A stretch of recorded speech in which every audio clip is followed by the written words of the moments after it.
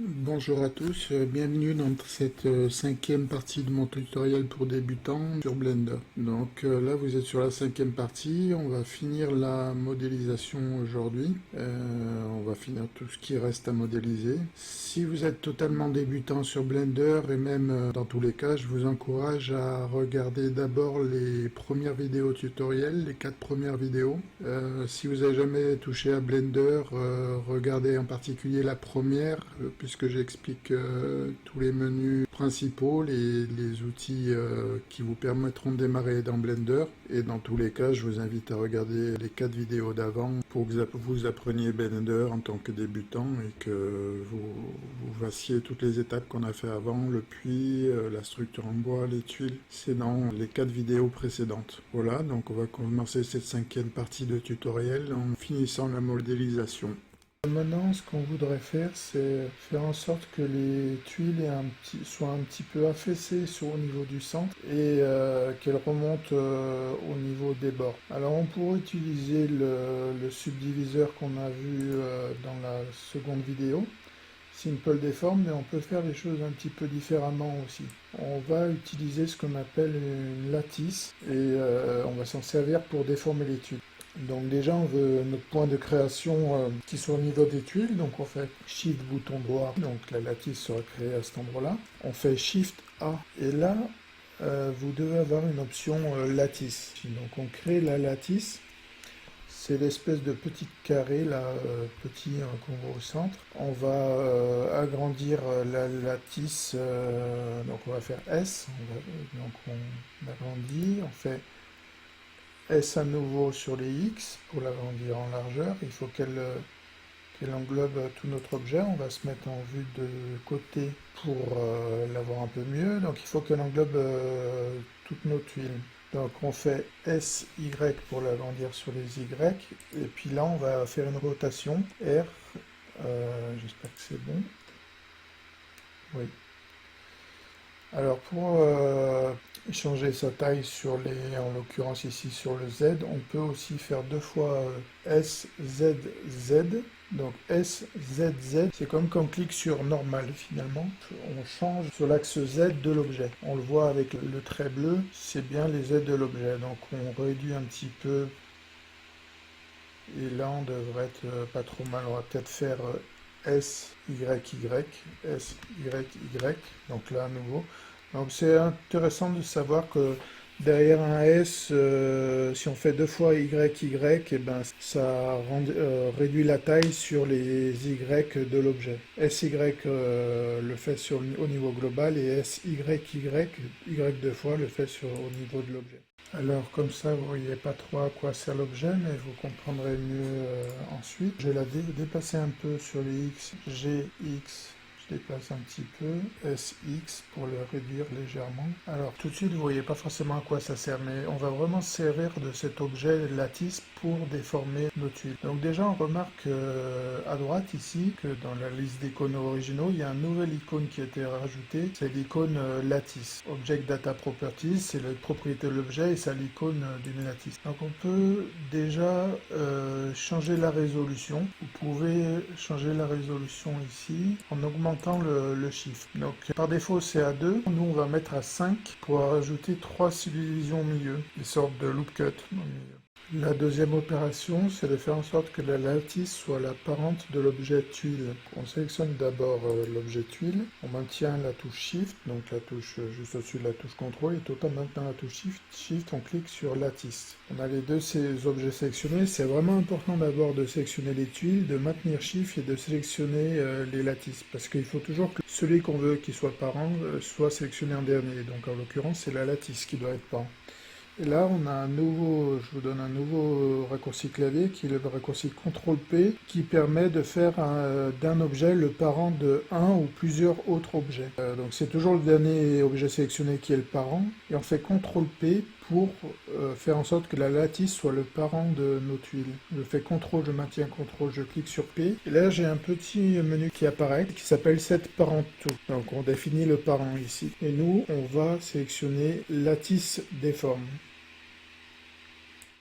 Donc notre lattice est désormais l'apparente des tuiles. On peut voir, il y a la lattice sélectionnée. Si on fait G, on déplace la lattice, ça déplace aussi les tuiles. Donc on fait bouton droit de la souris pour annuler ou CTRL Z si vous avez fait le déplacement. Et là on va passer en Edit Mode, donc on passe d'Object Mode en Edit Mode ou alors on passe par la touche Tab.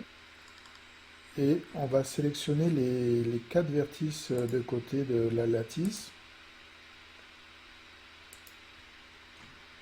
Alors là on va cliquer sur Z, on va se mettre en wireframe pour mieux voir la quatrième, pouvoir la sélectionner. Là, on a les 4 vertices de côté de la lattice qui sont sélectionnés. On peut recliquer sur la touche Z et se mettre en mode solide à nouveau. Et là, on va sélectionner l'édition proportionnelle. On va faire G. On va agrandir le cercle d'influence en ramenant la molette centrale de notre souris vers nous. Et vous voyez ici que grâce à l'édition proportionnelle de la lattice, on peut déformer plusieurs tuiles en même temps. C'est ce qui nous intéresse ici. On va se mettre de face. On va faire G à nouveau. On va tirer donc les tuiles ici. Donc là, c'est intéressant parce que en modifiant la lattice, on modifie les tuiles qui sont associées. Là, je veux que le centre s'affaisse et que les côtés remontent. On peut vraiment faire en sélectionnant les vertices de la lattice. Là, je resélectionne les vertices de l'autre côté. Je fais G à nouveau. Là, on va monter un petit peu. Là, on va sélectionner au centre. On va descendre, G. Si on descend les tuiles, on va peut-être sélectionner ça. G à nouveau. On peut vraiment tout déformer juste en déformant la lattice finalement. On va essayer de sélectionner là, de les positionner un peu plus sur le bout de bois.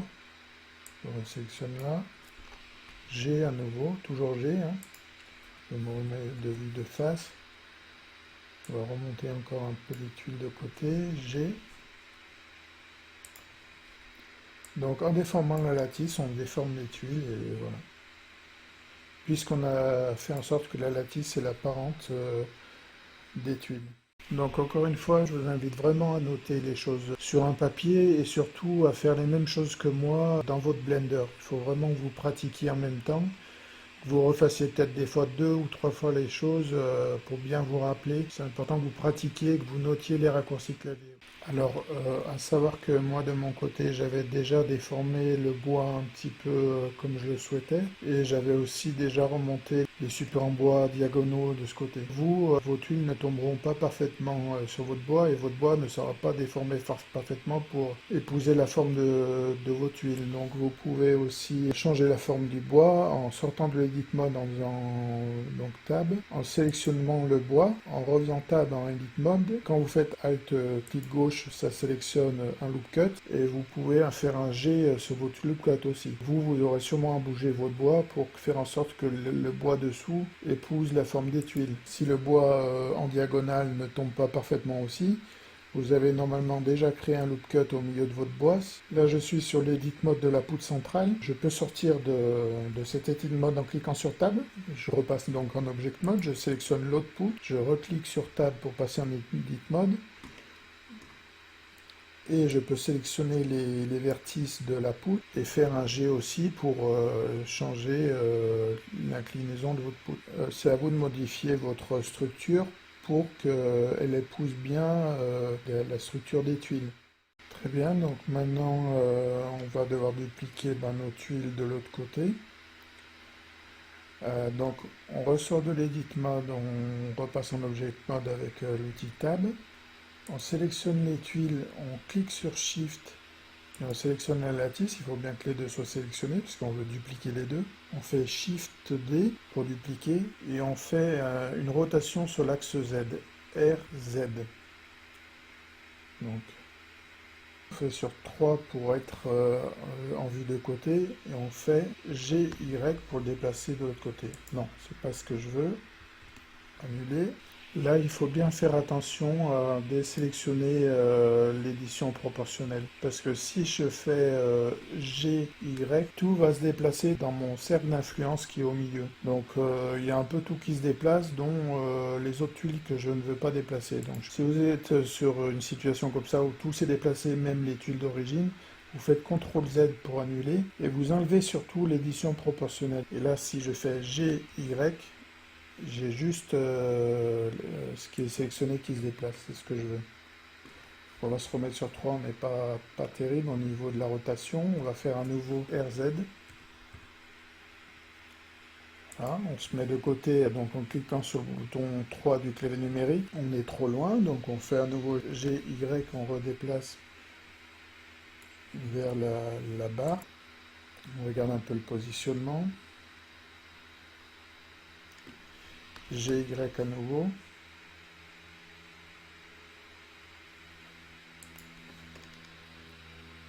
Et on est on est bien. Je regarde par rapport à en dessous, il n'y a rien de choquant, mais moi j'avais aussi vraiment modifié les poutres en dessous pour qu'elles épousent la forme des tuiles, donc là c'est bien. Voilà.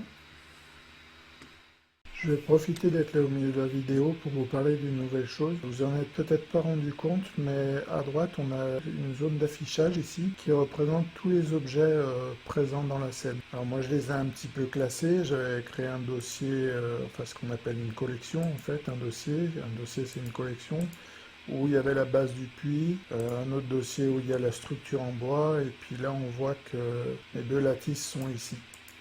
Chaque fois que vous créez un objet dans Blender, il s'ajoute dans cette liste-là. Au départ, il s'ajoute avec des noms par défaut. Par exemple, là, lattice 1, c'est Blender qui les a appelés comme ça. Je vous invite à vraiment classer vos objets à droite et à un petit peu gérer cette partie-là. Donc là, on a tous mes objets. Donc j'ai classé par exemple ma base du puits dans un dossier. Vous pouvez afficher les objets ou les cacher. Par exemple, la base du puits qui est la base du puits en pierre, là, qui est composée de plusieurs cercles. Donc classé dans base du puits, c'est moi qui ai créé cette collection base du puits. À droite, là, vous avez des yeux, ça représente un œil. Vous pouvez cacher un objet ou l'afficher en cliquant sur un œil. Par exemple, je clique sur un œil, ça n'affiche plus ma base du puits. Il suffit de recliquer sur l'œil pour l'afficher à nouveau. C'est la même chose, par exemple, pour ce que j'ai appelé structure en bois. Quand je clique sur l'œil, ça l'enlève, je reclique, ça le réaffiche à nouveau. On va se mettre sur scène collection, qui est la collection générale. Quand vous créez un objet, il s'affiche dans la scène collection avec son nom d'objet. Là, je vais faire Shift A pour créer un nouvel objet. Je vais créer par exemple un cube. Et bien, mon cube est apparu ici. Vous pouvez renommer votre cube en double-cliquant sur le nom de l'objet. Vous pouvez donner un autre nom. Vous pouvez évidemment supprimer votre objet en cliquant avec le bouton droit sur l'objet, puis en cliquant sur Delete. Dans structure en bois, j'ai nommé poteau 1, poteau 2, poteau horizontal. Je vous invite vraiment, quand vous développez, à structurer vos fichiers, les renommer, les classer dans des collections. Alors, pour classer dans une collection, vous sélectionnez les objets, par exemple là, la lattice. Je sélectionne la lattice, je clique sur Shift, je sélectionne l'autre lattice, et vous faites le raccourci clavier M. Là, vous avez un menu, c'est M comme Move to Collection, donc déplacer dans une collection. Essayez de retenir le raccourci clavier M pour Move to Collection. Et dessous, vous avez un petit plus New Collection. Là, je mets lattice au pluriel. Je clique sur OK et ça m'a créé un dossier lattice avec dedans mes deux lattices. Voilà. Donc important à bien être organisé, surtout si vous avez des projets 3D assez complexes. C'est bien d'être organisé puisque quand vous avez une liste d'objets qui s'appellent tous cube quelque chose ou plane quelque chose, on est vite perdu après pour modifier les choses. Voilà. Là on a fini le travail sur les tuiles, on va continuer la modélisation pour finir cette modélisation. Je remets un petit peu la modélisation qui me sert de modèle. Là, on va partir sur le rond du bas. On va créer ce rond en bas. Et après, on va créer les pierres ici. Et puis, on finira par l'axe central et la corde. Donc là, on va partir sur le rond. Donc là, on va rajouter le rond au sol. Donc pour rajouter le rond, on fait Shift A. On va sur Mesh. et on rajoute un cylindre. Alors, tant que le cylindre est ouvert, il faut bien que le nombre de vertices soit de 128. Par défaut, vous aurez peut-être 32. Il faut multiplier par 2 à chaque fois. 32, 64, là, 128, ça me va. Si vous bougez, faites des opérations sur le rond, ce menu n'apparaîtra plus. Donc, il faut bien modifier les valeurs à la création de l'objet. Donc là, on va agrandir le rond sur les axes X et Y, non pas sur l'axe Z. Donc, on fait S, Shift, Z. Vous vous rappelez, donc ça nous... Vous faites S, Shift, Z, ça veut grandir sur tous les axes, sauf sur l'axe Z. Je fais à nouveau S, Shift, Z, et j'agrandis le rond. On va un peu baisser la taille en hauteur, donc on va faire S, Z, pour avoir un bord assez limité. Donc là, on va se mettre après en vue de haut, pour passer mieux le rond, donc G, pour déplacer le rond. On essaie de le mettre plus ou moins dans l'axe. Après, on se met de côté. Il est trop haut, donc G, Z. Voilà, donc on a créé notre rond. Peut-être qu'on peut l'agrandir un petit peu sur les côtés. Donc S, Shift, Z. Voilà.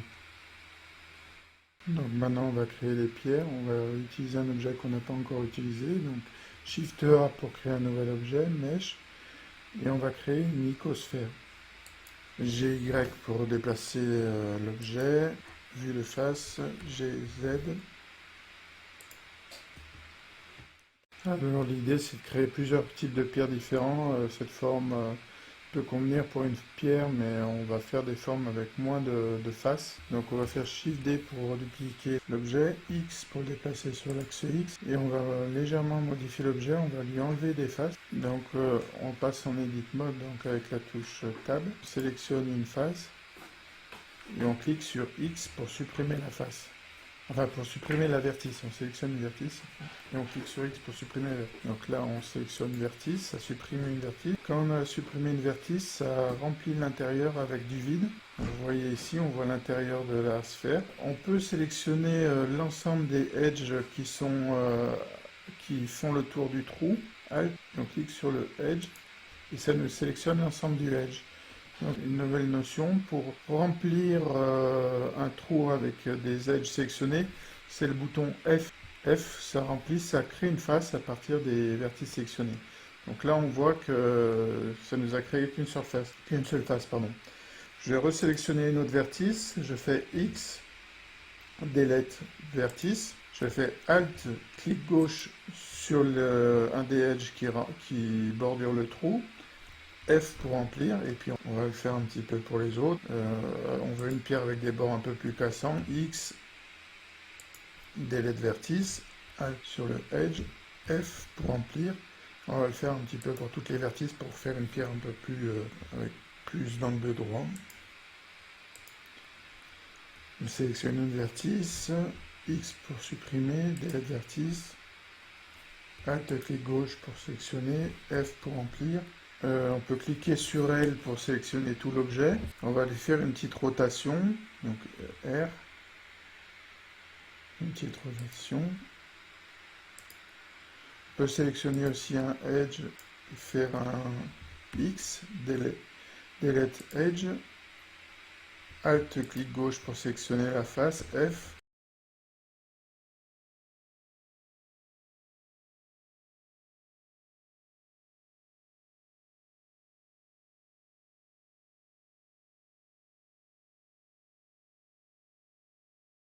Vous pouvez aussi créer une edge au milieu de deux vertices en cliquant sur une vertice, en cliquant sur Shift sur une autre vertice et en faisant F aussi. Ça crée un edge en deux vertices.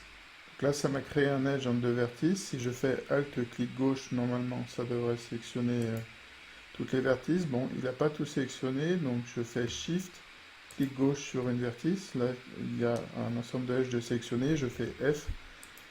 Et ça rajoute une face. Je crée un edge entre ces deux vertices. F, ça crée le edge.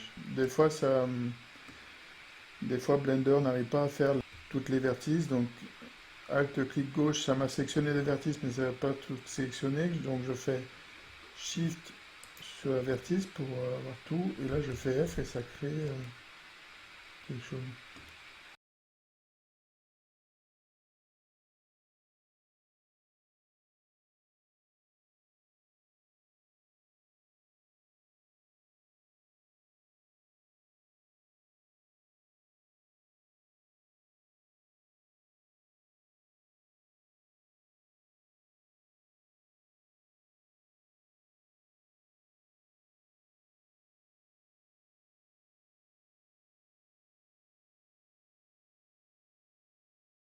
Alors l'idée de ce type de pièce, c'est d'en créer de différentes tailles et de différentes formes. Donc là, j'en ai créé de différentes formes.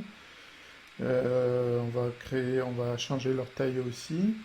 Donc, je vais les poser sur la zone en rond. L pour sélectionner. G, Shift Z pour les déplacer. C'est important de faire le Shift Z pour le déplacer sur le plan. L pour sélectionner. Shift D, Shift Z pour déplacer sur le plan. On peut faire des rotations de l'objet sélectionné. Donc on fait R. On change la rotation pour avoir quelque chose de différent. Shift D, Shift Z pour déplacer sur le plan. L pour sélectionner la pierre, Shift D pour la dupliquer, Shift Z pour la déplacer sur les X et Y du plan. L, Shift D pour la dupliquer, Shift Z pour la déplacer sur le plan. Alors on peut les remonter un petit peu, GZ pour faire ressortir un petit peu la pierre, pour donner l'impression qu'elle est plus grosse. On peut faire une rotation pour donner l'impression que c'est une pierre différente.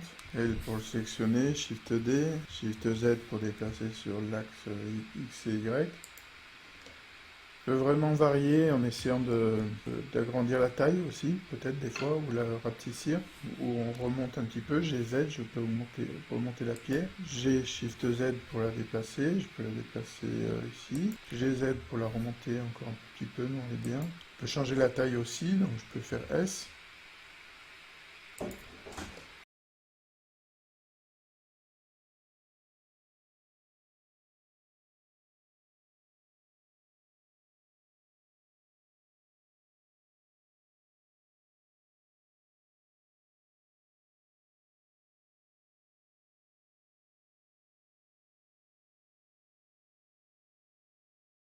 On a créé nos pierres, maintenant on va faire la barre horizontale. Donc si je regarde un petit peu la barre horizontale, donc c'est cette barre ici, là.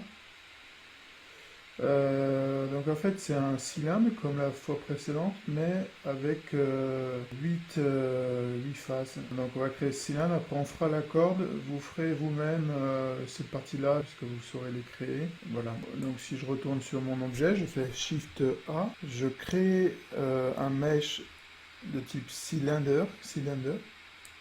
Mais cette fois-ci, dans les options de cylindre, je vais baisser beaucoup plus, je vais mettre 8 vertices. Si on regarde l'objet, parce qu'on est dans cette notion de low poly. Low poly, c'est peu de vertices, voilà, c'est l'idée d'avoir peu de vertices. On va faire une rotation sur l'axe Y, on va faire une rotation à 90 degrés, donc RY 90. On va se mettre en vue du dessus. On fait un GY pour déplacer dessous. On va faire un scale pour le rendre plus petit. Déplacer encore un peu. Donc GY pour l'aligner au centre. SX pour le rendre plus grand.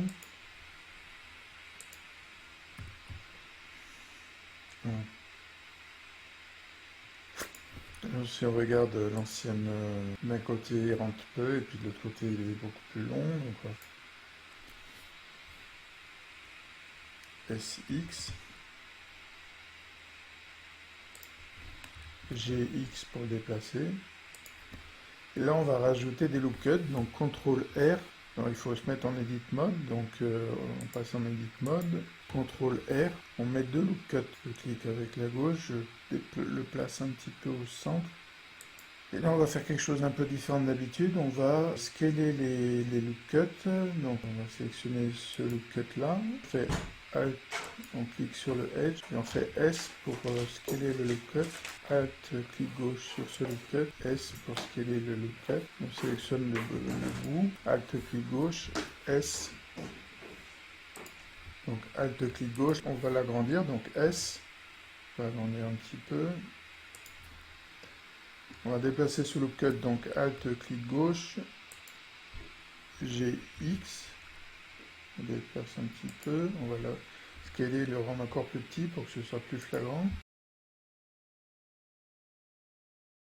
Maintenant on va créer notre corde, donc là on est sur en edit mode de là-bas, on pense bien ressortir de l'edit mode et passer en object mode. On fait Shift A pour créer un nouveau objet et là on va créer un cylindre.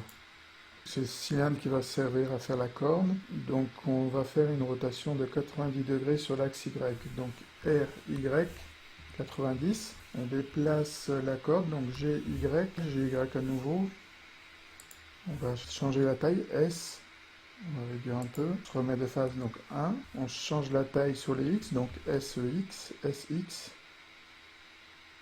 et voilà, on a la base de notre corde. Donc là, on va passer en Edit Mode, donc je clique sur Tab, et on va rajouter 6 loop cuts au milieu du cylindre. Donc CTRL R, je bouge la molette pour arriver à 6 loop cuts au milieu. Donc là, on va commencer à sculpter notre corde. Donc on doit avoir nos 6 loop cuts de sélectionner, c'est le cas. On va sélectionner aussi le bord de la corde. Donc on fait Alt Shift, on maintient Alt et Shift enfoncé, on clique sur un edge. On maintient toujours Alt Shift et on clique sur l'autre edge. Et là on va faire un bevel, donc CTRL B, et on va très légèrement agrandir nos loop cuts. Voilà. Maintenant, on va sélectionner les autres faces. On va intervertir la sélection. Donc, on va se mettre en mode face. On va sélectionner une face. On va cliquer sur un edge avec Alt. Clique sur un edge avec Alt. On maintient Alt Shift enfoncé et on clique sur les autres edges qui nous intéressent.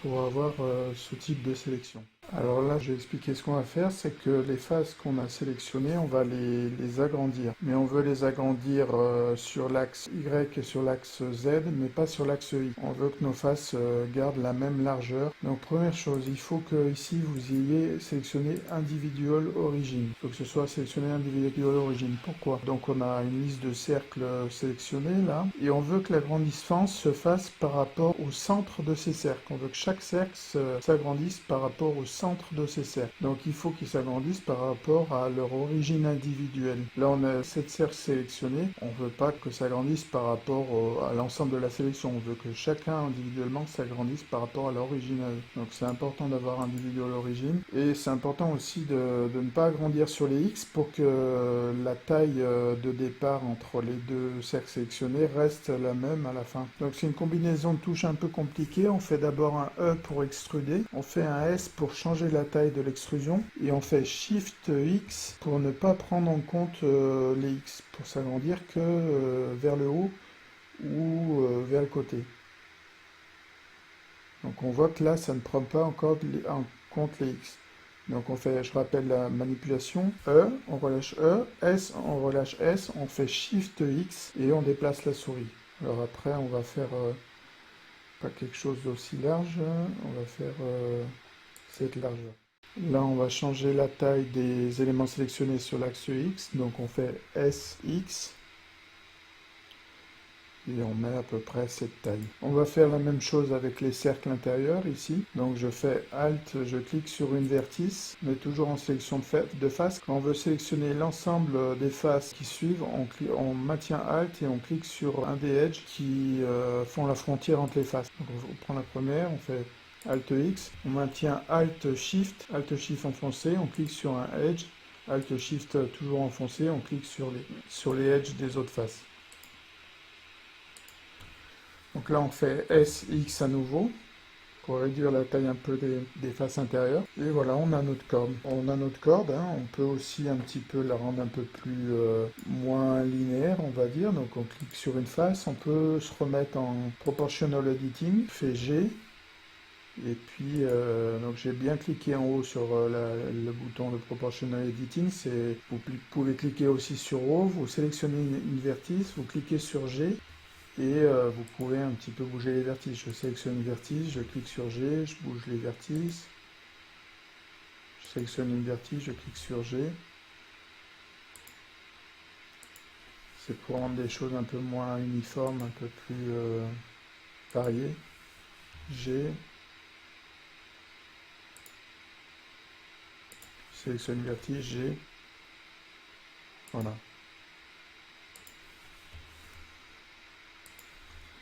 Voilà, donc on a fait ce qu'on voulait faire. Si je reviens un petit peu sur l'objet final, je vous laisserai faire cet objet-là. Donc là, on est sur un cube où on a mis des bevels et puis j'ai mis un loop cut au milieu. Vous pouvez le faire vous-même, c'est pas compliqué. Vous faites un cube, vous rajoutez des bevels, vous faites un loop cut au milieu et vous bougez un peu les vertices. Là, pareil, c'est un cylindre à 8 vertices, comme on a créé pour la barre et comme on a créé pour la corde. Là, vous avez un cylindre qui fait la corde qui va au fond du puits. Ben, c'est juste un cylindre à 8 vertices aussi, qui descend sur l'axe Z.